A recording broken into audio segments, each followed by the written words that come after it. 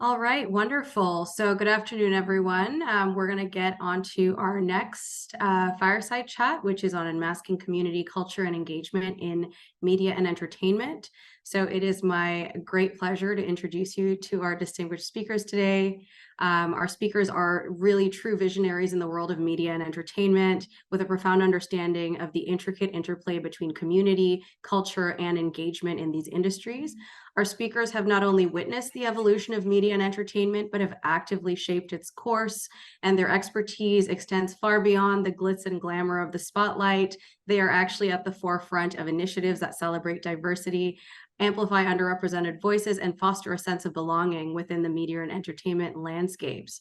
So today we're super privileged to have them here to delve into the captivating world that exists beyond the spotlight. And please join me in welcoming Brandy Fisher, who is the Director and Head of Diversity and Inclusion Strategies at Walt Disney Animation Studios, Fatima Winfrey, who is the VP of DEI and Belonging at Horizon Media, and Marsha John Greenwood, who is the VP of People and Culture at the Toronto International Film Festival. So please join me in welcoming our lovely speakers today. Our first set of questions is actually for Brandy here. So we'll dive right in. So let's get started. So Brandy, a couple questions for you here. On LinkedIn, you expressed how impactful seeing the first BIPOC Disney princess on the big screen was to your childhood, and how you wish to share the joy of feeling a sense of belonging when watching these characters in major roles in media, stating, "No words can express how it felt to finally see an animated Disney character resemble me on TV, in stores, on lunchboxes at school, and on t-shirts at the playground, and much more." So my first question is, how can media and entertainment companies ensure authentic and diverse representation of cultures and communities in their content? And why does this matter for audience engagement?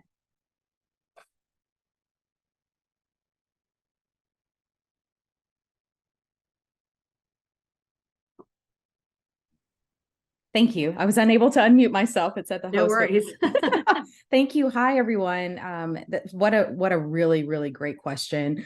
For me, I think the biggest way to ensure authenticity is making sure that no matter what culture or story or character narrative that you're hoping to create, that you're bringing people along for the journey every step of the way.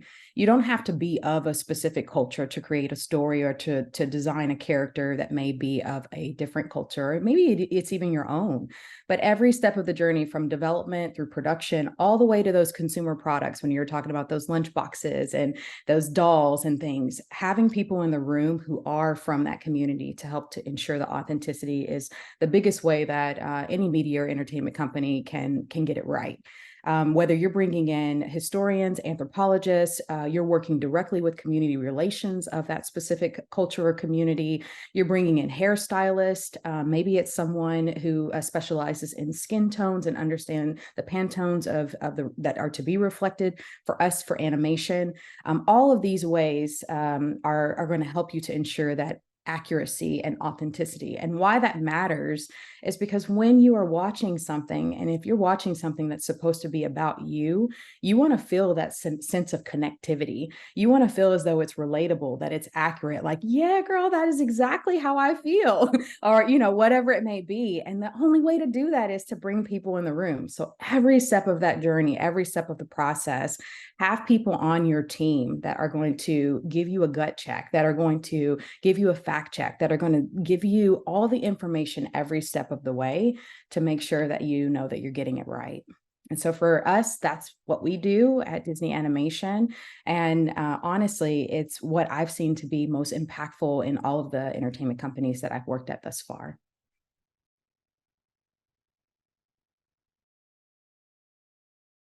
Sticky mute button on my end as well. Awesome, Brandy. Thank you so much for that thoughtful response.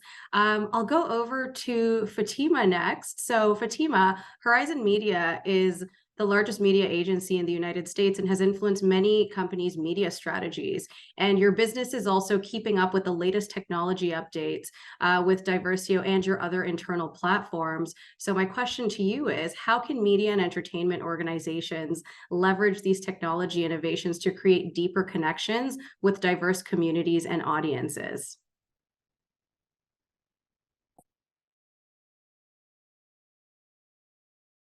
Okay, I was waiting for that mute prompt as well. So grateful to be here today. And I love that question. And it kind of taps on what Brandy was saying around connecting to the authenticity of people's experiences, right? So we know that connection is really rooted in relationship, and then that is rooted in understanding. So when we talk about unmasking community, culture, engagement, there's an action that's implied behind it of being the ones that have to unmask. Like there's a responsibility for media and entertainment organizations and leaders within it to be willing to do the work of unmasking. And so we have to be proactive in building the understanding and what those authentic experiences are of members of both our communities internally as well as the world around us. So do we know really like when our communities feel most seen, most heard, most included? Do we know what helps them feel the most valued, right? Like we have to do the work to uncover those things. And fortunately for us, we have partners like Diversio that help us do that internal work of uncovering for our organization what the experiences are of our diverse employees, hopefully helping us build more culturally competent leaders within our organization, and then applying that to our end product, right? Making sure that we then take those cultural insights and those cultural understandings and apply it to the work we do for our clients and on behalf of our clients. But then also going one step further into Brandy's point again, just making sure we have the right insights, the right people in the room. Are we doing the right market research? Are we innovating and pushing how we understand audiences beyond our walls, and pairing those innovations together, internal and external, to really, really strengthen the culture and business output? All right. Thank you so much for that perspective. I think the resounding theme here is doing the research, understanding your populations, and really being data driven. So thank you for that. So Marcia, you're up next. So during your over 18 years in the field of HR, you've collected an incredible breadth of experience in the public, private, and charity sectors. And in your current role, you oversee the people and culture components of TIF's last 3-year strategic planning goals. Could you elaborate a bit on the nature of your current position? How does your past experience contribute to your current goals at TIF? Yes, thanks very much for that, Nikkei, and welcome to everyone for this session. Really pleased to be a part of this conversation. And I think it's important just to set that theme. I think I've already said it. There's something about when you walk in a space that you actually inhibit, and how you present yourself in that space, how that then kind of really comes through in terms of your work. So the fact that I've been an HR professional for probably 20 plus years now, the reason I got into it is because I realized that you have to be in it to actually influence it. And so that was one of the reasons why I moved into this field, because I realized quite early in my career. I started my career in finance. So how have finance, public sector in terms of small charities, housing, and now the entertainment industry, how they connected is that they're all really about people. And so to really understand the people in your organization and the people that you're trying to impact from your organization. So in regards to TIFF, this is how we program our movies, who we attract to take part in our talent development programs, how we program our festival, which we literally just finished. So a lot of us are just, recovering from that. Is really important to have a representation and to do that. And so most of my work has been around understanding my customers, and my customers are internal in terms of staff. So understanding the makeup, understanding what they need, and that doesn't matter what sector you're from, that has to be fundamental and foundational. And also the customers who we're trying to, and the patrons we're trying to, whether it's a product or service. So for me, that knowledge and that experience over the last couple of decades have really contributed. I think in terms of the work that we do at TIFF, it's fundamental that we kind of ensure that our product that we create, and festival is one of them, represents the communities that we live in, and that's why it's an international film festival. 70% of our films are from the international diaspora, so we really have this broad representation in terms of what we do as our product and our services.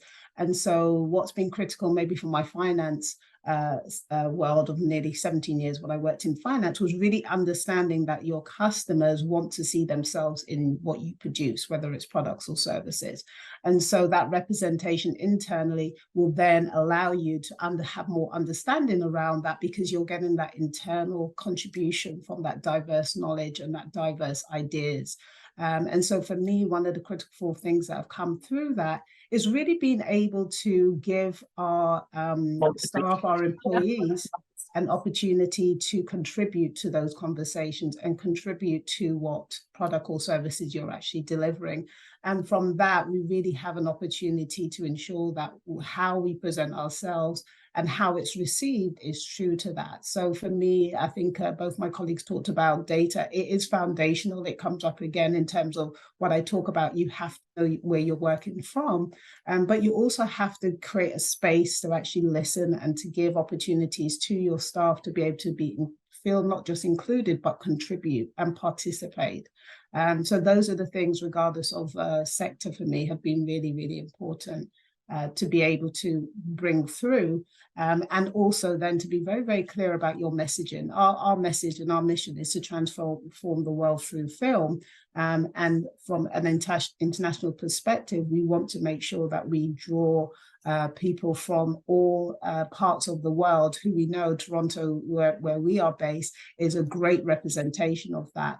And an example of that is around some of our opening film this year was a Japanese animation. So Brandy, for you, just to kind of say we had an animation as our opening film from a very prolific Japanese filmmaker. And that was third in our People Choice Award. So we know that when we listen and when we take note of what's going on around us and in our communities, and that then reflects in what we produce, that will enable us to really feel that we're delivering on our mission. And so for my practice, although it says HR, I think my wider lens around understanding the business, understanding our people, and then merging those two together is really critical to deliver a service or products, or indeed as an employee, making sure that they have an inclusive environment to work within. Great. Thanks so much, Marsha. And I like the themes I'm hearing too around, we want things to be representative of modern society. So just really understanding what that looks like and how broad that is, especially relative to what we saw historically. So thank you for that. Back over to Brandy. So Brandy, with over 15 years of experience in DEI and multicultural marketing, you know how to get things done in the entertainment world. So we know inclusion goes beyond the content itself. It involves the teams behind the scenes as well. So what steps are you or your team taking to incorporate DEI in your work? And how have you used or how do you plan to use Diversio to help you do this? Yeah, this is great. So my team is the dedicated and embedded people and culture team for Disney Animation Studios. And so we work very closely with every department within our business sector. We partner extremely closely with our HR business partners, whether it's our recruitment team, our outreach, our school relations, talent development, even our intern team that's over that program. So we work really, really closely on helping to bring in as much talent as we can from various places. We're a global company, our content is global. We want to make sure that those voices that are being reflected from within, just like what Marsha was saying, is a global perspective. We do a lot of listening. Again, like Marsha was saying, listening is so important.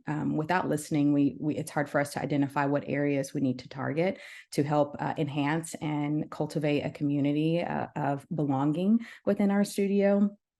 We work really, really closely with Diversio, specifically on building out a set of allyship toolkits, because we feel like allyship is such an important factor of people and culture, especially as you have such a diverse place like Disney Animation. We want to make sure that everyone has a level of understanding with the people and the communities that are reflected, whether it's behind the scenes or on the camera. We want to make sure that there is a great understanding of understanding. So allyship is so important to us.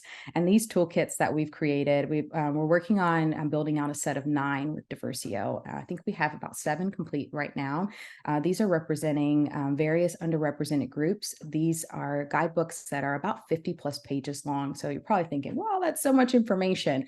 But that's the level of depth that we've gone into in the work that we're doing to make sure that we're sharing as much as possible about these communities, so that at any point, and no matter whatever stage someone is in their journey of DEI or understanding allyship, there's something for them to learn and something for them to take away. So a big part of what we do is allyship, but it's also community building. In 2022, we brought into our studio 9 business employee resource groups known as BERGs. So we have 9 business employee resource groups that are Disney Animation specific.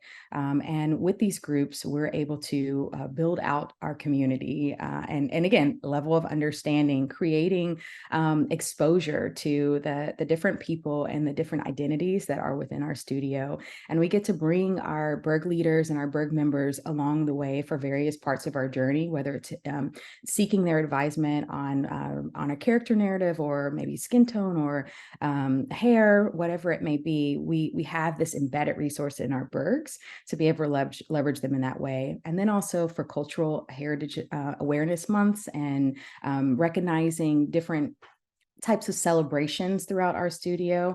That's a big thing with our team, and how it helps to bring community within everything that we do. So for us, DEI work is in everything that we do, because we are the dedicated DEI team for our studio. But enhancing the people and culture experience and creating that sense of connectivity and belonging and understanding is a big and pivotal part of our role. And we get the great benefit to work with every single department within our sector to ensure that along the process and every part of our journey.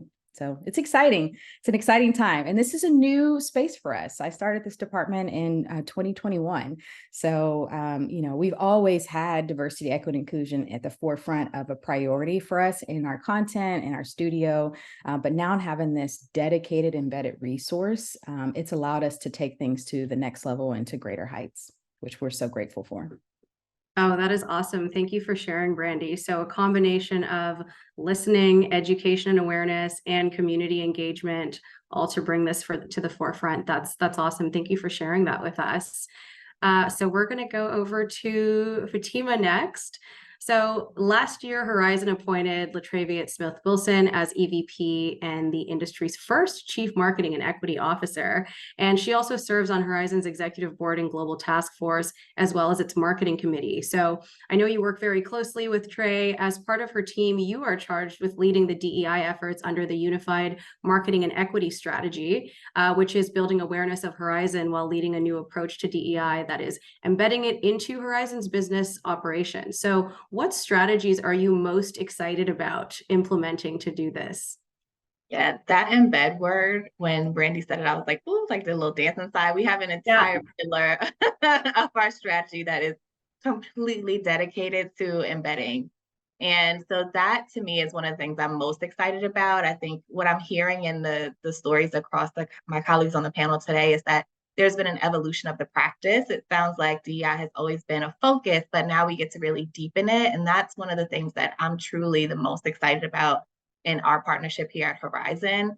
So we are doing that embed work. We're currently building and implementing systems that really help ensure that we're equipping every single part of our enterprise, every single part of our business, no matter what the function is, to understand their role in contributing to our DEI success. So there are, of course, like those talent and culture pieces, right? We call them employee impact groups that are similar to the Bergs that Brandy described. And we celebrate cultures across the organization, all of those things that people understand and they can wrap their arms around. And now we want to push it a little bit further, right? We found that people really understand the value of DEI, they're enthusiastic about supporting it, but they want to understand how they can be responsible for it every day. Like, what does that look like? When I'm putting together media plans, what does that exactly look like for me? So we're really jumping in and helping address that opportunity by evolving DEI from being that initiative-based effort to really truly existing as an inherent part of our culture and our business operations, like really doing that deep embed work. And then this kind of calls back to like your previous question, but as marketers, right? Like we know that when we tell the best stories, it's because it's rooted in something authentic. So I'm really very excited for when we talk about the inclusion of marketing and equity, how we can tell stories about Horizon's journey that are rooted in this organizational transformation that we're in the middle of, and hopefully create some frameworks that it sounds like my colleagues here we're doing today, and we can start to spread that out to other organizations to join us in doing the same. That's awesome. Thank you for sharing. So essentially embedding, making things cross-functional and ensuring that everybody understands what their role is and adding value across your business, and then also taking an equity lens to your marketing, and which is part and parcel to your business transformation. Absolutely. That's exciting. I'm excited to see how this evolves over the next couple of years. Thank you for sharing. So over to you, Marcia. I guess we'll talk about the film industry. So the reach that the film industry has on its audience is global, and TIFF has been working to establish itself as a landmark cultural hub for celebrating both Canadian media and media from around the world. So my question to you is, how can organizations like TIFF inspire filmmakers to navigate cultural nuances to create diverse content that truly resonates with audiences while respecting the values and customs of the communities that they aim to represent? Yeah, I think that's a really great question. And I kind of like to capture it in a number in a different way. So I really believe that, you know, TIFF was born out of the diversity and inclusion ocean, and really wanted to make our festival, and that's where we started as festival. Now we do all year programming to be accessible to all, especially to look at how we could increase the different types of communities who come through and see our film. So in order for us to do that, the programs and what we produce and what we support have to be reflective, because people, going back to what we just heard from Brandy and storytelling through Fatima, people really want to see something that they can see themselves in, or they'll be interested in the story. So it's incumbent on us to create then those platforms to enable filmmakers to then do that. So we do that in a number of ways, obviously in terms of how we attract that particular, you know, filmmakers, and make sure we spread what we do and why we do it in a very broad forum. But we also do some talent development programs. So you almost have to create those opportunities internal in your organization as part of what we do as our service, to be able to get the output of that, which is representative films, etc., that come back into the filming. So we have a number of talent development programs. We work very closely with a number of partners as well, who have the same vision as us in terms of making sure that what we contribute to, and therefore are produced, are diversity and diverse in nature. So an example of that is we have a number of campaigns where we really push forward the agenda around whether it's women creatives, in particular with Share Her Journey campaign, and that's particularly a fundraising and campaign initiative to ensure that we have funds to develop women creatives of the future. And through that, we've seen a number of our alumni from those programs who actually in our festivals, we have a number of people who are actually represented in the films that we show. So we know that if you create those opportunities and accessible, and you work with partners to create that will come back full circle, and those people will then be able to be in a position, not just from the program, but the program is a contributory factor to that. So that's one thing. So we have a number of development programs that really lean into making sure that there are programs for that development, because if we don't have this ongoing opportunity to develop talent, then it's very hard for us to then be able to say, well, you know, where do we get this diverse talent from? We do have we have strategies which include targets and goals around the types of programming that we do. What percentages of those are women? What percentages of those are from Black creatives?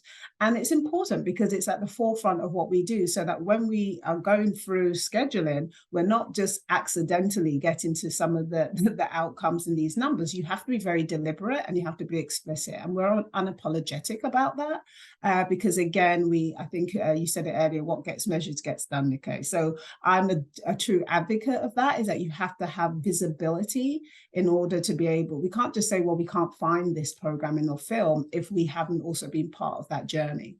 The other thing that we do in strategies is really look at some of those partner film festivals that we can allow to give them a platform. So the Real Asian Film Festival, Inside Out Film Festival, which is for our LGBTQ two-spirited community, and our Imaginative Film Festival, which is for our Indigenous population, are all housed in our building. And so we're creating somewhere, a community that can come and use our facilities, and we work in partnership with those to ensure that they can also share their stories as well. And the creatives that contribute to them, hopefully in some shape or form, will either be part of TIFF, whether it's regular programming or festival in the future, or have been. So I think there's a number of ways that we're trying to ensure that we do it directly, we do it indirectly.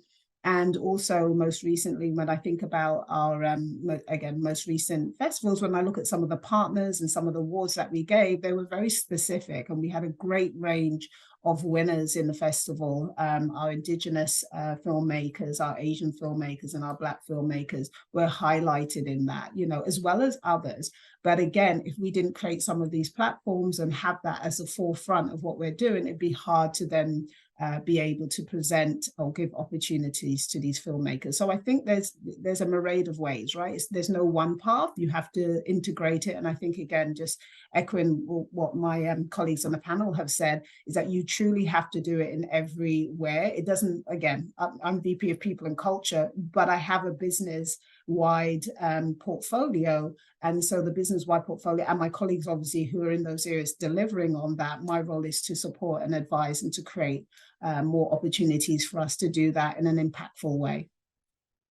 That's great. Thank you, Marcia. So essentially, and I actually had the privilege of attending one of your events recently for TIFF, focused on Black filmmakers. It was very eye-opening, and it was so great to hear from that panel. So in a nutshell, it's creating platforms to enable filmmakers, talent development programs, focused campaigns for groups, women, Indigenous folks, others who are underrepresented, and then really having explicit planning around focused events, festivals, and also programs. So thank you for sharing that. I think that actually gives a very tangible kind of framework for folks who would want to pursue this in the future. Okay, so I'll keep going in the same sort of order we've been going in. And so Brandy, back to you. So perhaps no other industry receives as much public pressure to address diversity and inclusion as entertainment, due to the large presence it has in our day-to-day lives. So, and we know diversity means little without inclusion, but we know it's a very highly complex industry. So why did you choose media and entertainment as an industry, and what impact would you like to achieve? What is your legacy? Wow, I don't have enough time to answer this. You're welcome for that one. Well, I'll be as quick as I possibly can. I kind of fell into this space, to be honest. I came from marketing, and I had an opportunity to join a network about 13 years ago, to join a network and to relocate from Lexington, Kentucky, where I'm from, and come to Los Angeles. And I've always had a fond interest in media and entertainment, just because growing up, I never really saw people like myself. When I was in college, I was a broadcast journalism major, and got a little bit deterred by that, by never seeing Black women in news anchor or reporting roles in the South. And so, when I came into this space, it was for something completely different. And much like what Marcia said earlier on in her first question, it was about seeing a lack of visibility. And I knew that the only way that I could evolve the media and entertainment industry is if I was actually in a position of power to create some change.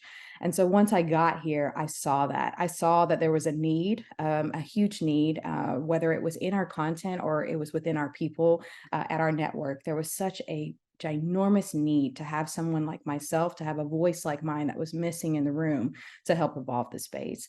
And so now that I'm here, I feel so honored and privileged to see the way that this work has evolved, the DEI space specifically, and multicultural marketing, because that's still very fond to my heart. But just to see the way that the resources, more resources that have been brought into fruition, more access and opportunity, even positions like mine that are being created, to have that embedded infrastructure to impact, just as Marcia said, impact every single aspect of our business, whether it's our overhead teams. So it was really one of those things where I kind of fell into the media and entertainment industry. And once I got here, I saw how powerful of an impact I could potentially have if I was given the opportunity to have a seat at the table. And now that I have a seat at the table, when you ask what impact do I hope to achieve, there's so many things that I want to achieve. But when I go home at night and I lay my head on my pillow, I feel most excited about seeing an email from someone saying that they never ever got to go to a specific conference. Maybe it's a conference for our LGBTQIA community, and how having someone advocate for creating that space for them made them feel even more passionate to show up as their authentic self at work, and to really put everything into what they're doing. Or maybe it's that sense of belonging with our Bergs.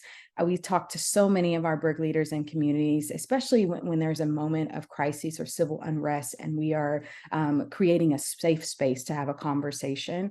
Getting to hear that vulnerability in the space that we have, and people being able to be open and be themselves, that's the impact that I want to make. I want to make sure that people feel as though that they belong, whether it's watching the content that we're creating or it's making the content that we're creating. That sense of belonging is really unmatched. And now that I'm in a space and position to bring ideas to the table, to bring new initiatives and programs and trainings and curriculum, it really has changed the culture of our studio, and it has made our people feel even more proud than you could possibly feel to show up every day in this space and do the work that we do. And that drives me every single day. And it's not easy. I'm so proud of, I just want to take a moment to say, Fatima, Marcia, I'm so proud of the work that you're doing in your spaces, because we are doing impossible work at times. Sometimes it is so hard. It's so daunting and exhausting. And as empaths, I'm sure you all are all empaths. As empaths, we take on so much emotional characteristics of everyone in the room, and you sometimes feel as though you feel defeated. You're like, wow, this is so much. But then you get that one little moment where it is someone saying, I feel seen, I feel heard, I feel as though someone believes in me, and that rejuvenates everything in my body to help push me to want to continue doing this work and evolve in this space. So I thank companies like Diversio for helping us to really bring forth the resources to be as best as we possibly can. So thank you all for that great question. Thanks, Brandy. And I know it was a loaded one, but you answered it beautifully. And I think that strategic foresight, like, I just can't wait to see where we get to in the next even decade with leaders like yourselves kind of spearheading this space. So thank you for that. So our next question, Fatima, is actually from the audience. So this is more about your role specifically. So the question is, in terms of day-to-day operations, what tasks or responsibility consume the majority of your time and energy? And the second part to that is, are there aspects of these that you believe could be streamlined or improved? Great question. So day to day, I kind of always joke, I'm like, I'm always on the phone with somebody. Especially when we talk about doing the embed work, our day-to-day is typically spent in some sort of partnership. So it's been said a few times on this call that there's a lot of partnership across with our HR business partners and leaders across our talent practices. we're doing a lot of partnership across our corporate functions inside of marketing and communications as well. And then with our business leaders too, to evolve their very specific departments, bring in different cultural initiatives. We just had a call a couple days ago with a department that wants to launch like a lunch and learn session inside of their group. And so we're working with them to help develop that, to build questions that are culturally competent, and really to help foster those like moments of connection, right? Like those moments that matter inside of the organization, so that we can make those intangible aspects of belonging become more true. So we do a lot of partnerships throughout the day, right? And then of course there's the supporting programming, program planning, event planning is a big part of this role, maybe more than people expect. Because when you want to, especially if you're wanting to be intentional and impactful with the engagement, with the programming you put on, it does take a lot of effort to make sure you have the right pieces in place, you have the right cross checks. Are we passing it by the groups who should be included, and making sure that we're having an authentic voice out there? So that's a huge part of it. As far as, I think the second part was, where can there be maybe some efficiencies, right? Like in process. I think that's a great question. I mean, especially as we're seeing technology change and shift so much for us. There's always places where there can be efficiencies, but what I will say is, when you're doing impact work, efficiency can sometimes be the last thing on the list of priorities, just because you don't want to be so efficient that you scrub the humanness out of it, and create impact work that feels inauthentic and really just misses the mark because you were trying to move fast or be really efficient in it.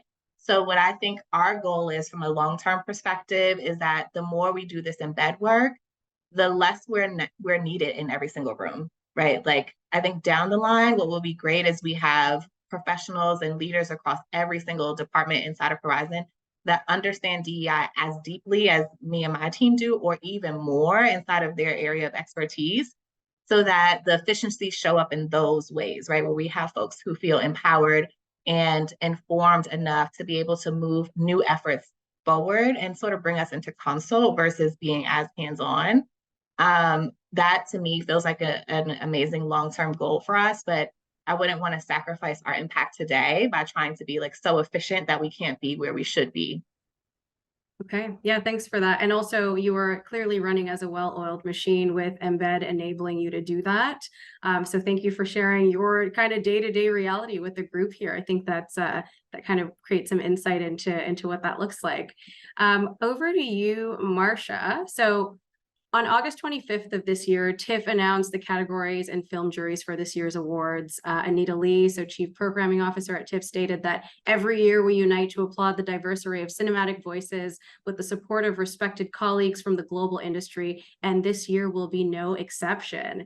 So what strategies does the team at TIFF use to ensure that the selected categories and film juries are chosen in a way that promotes and respects diversity?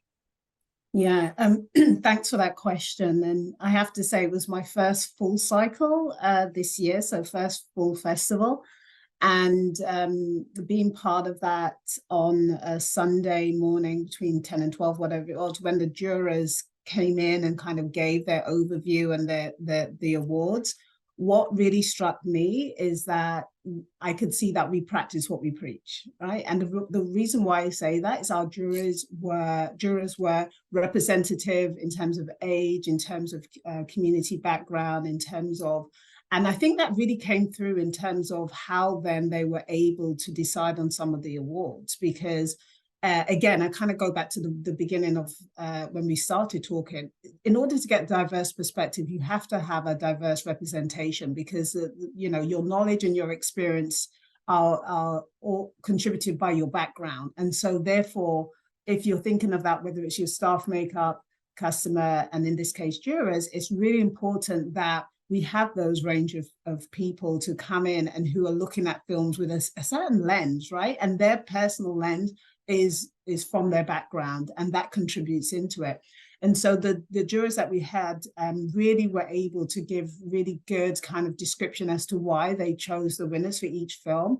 The winners and the awards were actually as well representative. Again, I use Toronto as our kind of, because we always look at where our immediate community is, because that's where we're based, but it also allows us, because we almost reflect then this wider diaspora, as I said, the international diaspora. And so we had leading filmmakers from South India. We had filmmakers who were indigenous who won awards. A Haitian Black story won for one of our Black directors as well. And it really, to me, as I said, I was really proud. I'm just going to be honest, because to sit in that moment, we had 200 and, well, I don't want to say exact numbers, over 200 films that we showed in the festival. And so from the jurors right through to the People's Choice Awards, the People's Choice Awards is the People's Award. They do those. 2 of those are from diverse filmmakers as well. I mentioned our Japanese film, The Boy and the Heron, which is our opening film, but then American Fiction, which was first-time director, now am I going to say it's right, Corey Jefferson, who is a Black director, and I have to say was my #1 pick, so I was so pleased it won. But again, it just represented saying that the programmers, who in themselves were diverse, were able to program this fantastic festival, which then allowed the jurors to be able to really lean into what those stories were about. And the stories were mixed. Some of them are really hard in terms of what the films were about. They weren't all, you know, walk in a park and all rom-coms. And so real stories, real opportunity to share with a wider audience what these films meant. And you have to remember, if you are a winner in some of in these categories, you get then that next level of exposure in terms of whether it's media, whether it's press. So if we go right back to the germ of what we're trying to do, transform the world through work, we have to enable or create a platform so that you can actually get to see these films and understand. So all of that kind of, it's that ecosystem, I suppose, right? So you've got to have all these other bits that all come together to be able to present the whole. So again, a very proud moment for me in terms of the juror, but I don't want to lose out on some of the staff impact. So in order to get there, that was a question. When I look at our senior team, our C-suite, we have obviously Cameron Bailey, who's been with TIFF for, you know, maybe 30 years plus. We have Anita Lee, who's been in the field of film for, you know, again, decades as well. And then we have a number of senior programmers or directors who come from that. And then our programmers are very diverse. So it's not by chance is what I really want to say. I think you have to be deliberate. And then to contribute, we also have, and we're working very hard on our staff in terms of giving them opportunities. And we have, I think, Brandy, I can't remember the name you call yours, but our employee resource groups are called community clusters. And so we relaunched those as well, because we understand that that is an opportunity for them to bring their whole selves into contributing to the business, but also to ensure that we can create a working environment, an employee environment that they want to be there and bring their whole authentic self to, which then gives us the other pieces. So it's really an ecosystem. You know, I think you see the output in terms of the festival awards or all year programming, but I have to give it to internally to the staff, to the teams who work very hard to, you know, deliver on these. And in order to do that, we have to pay close attention to what that really means to be a diverse person in an organization and create an environment that they want to be in as well. Oh, that's so great. Thank you, Marcia, for giving us a window into what that process looks like. I have had a blast moderating this panel with these wonderful, wonderful professionals in media and entertainment. Thank you so, so much for sharing your experiences, perspectives, and initiatives that celebrate diversity, amplify underrepresented voices, and foster a true sense of belonging within the media and entertainment industry and broadly, because the whole world is watching. So thank you so much. And I think I'm passing it over to Daniela for the next piece. But thank you, ladies. This was great. Thank you.